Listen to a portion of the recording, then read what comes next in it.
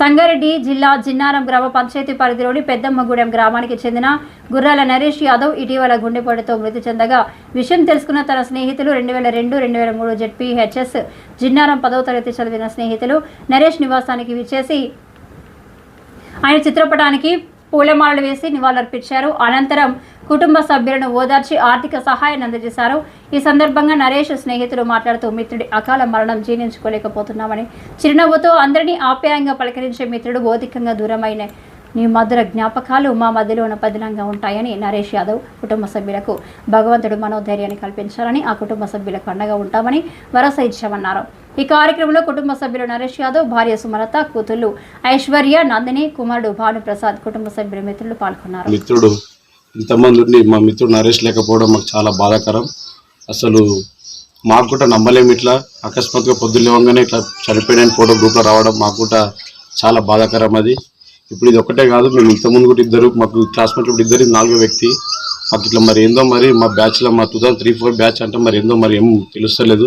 కొద్దిగా అందరూ ఇప్పటికైనా కొద్దిగా ఆరోగ్యాలు జాగ్రత్త పెట్టుకొని, ఆ కుటుంబం కూడా చాలా తీరని లోటు. మేము ఎంత ఇచ్చినా వాళ్ళకు తీరని లోటు. కాకపోతే మేము మా కుటుంబానికి అండగా ధైర్యంగా ఉంటాం.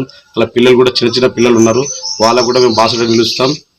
ఎప్పుడున్నా మా ఎస్ఎస్సి బ్యాచ్ మా మిత్రులు కలిసి మాత్రం ప్రతి విషయంలో కానీ ఏ దాంట్లో కానీ ముందుండి సహాయం చేద్దామంటే ప్రతి దాంట్లో వచ్చి సహకరిస్తారు. దీనికి చాలా సంతోషకరమైన విషయం ఇది.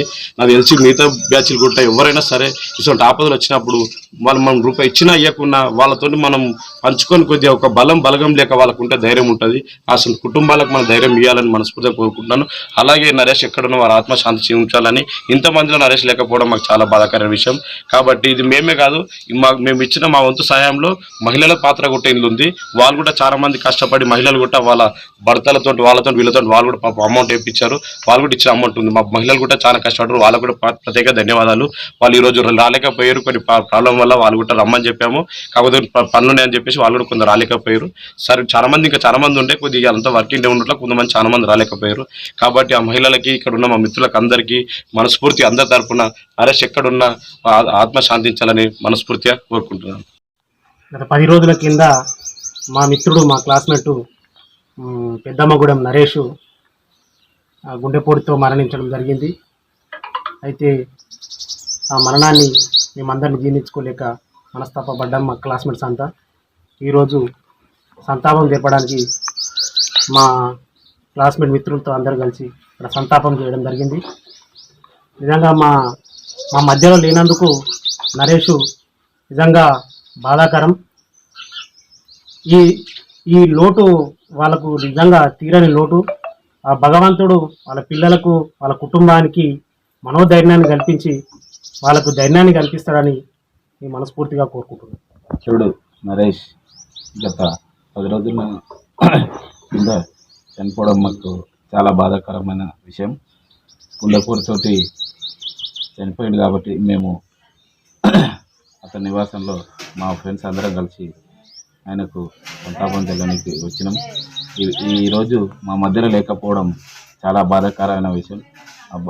వాళ్ళ భార్య పిల్లలకు కూడా ఆ భగవంతుడు ఎప్పుడు వాళ్ళకు అండదండలు ఉండాలని, మా తరఫున మేము గిట మాకు చేసిన సాయం మేము చేస్తామని, ఆయన ఎక్కడున్నా సరే వాళ్ళ భార్య పిల్లల మీద ఉండాలని మనస్ఫూర్తిగా కోరుకుంటున్నాం.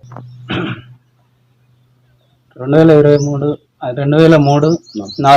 10th బ్యాచ్ మా మిత్రుడు గుర్రాల నరేష్ యాదవ్ 10 రోజుల క్రితం అకస్మాత్తుగా గుండెపోటుతో మరణించడం జరిగింది.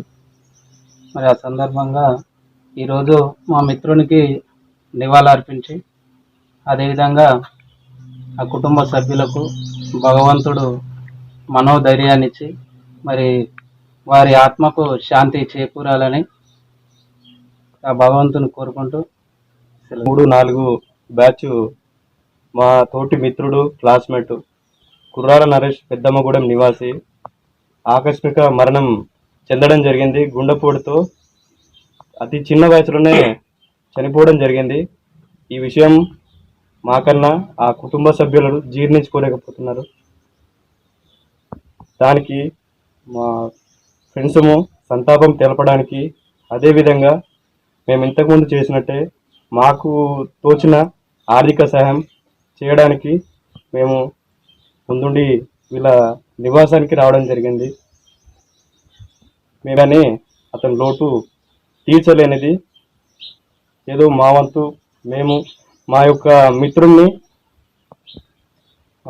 తలుచుకుంటూ మాకు తోచిన సహాయంగా మేము ఇవ్వడానికి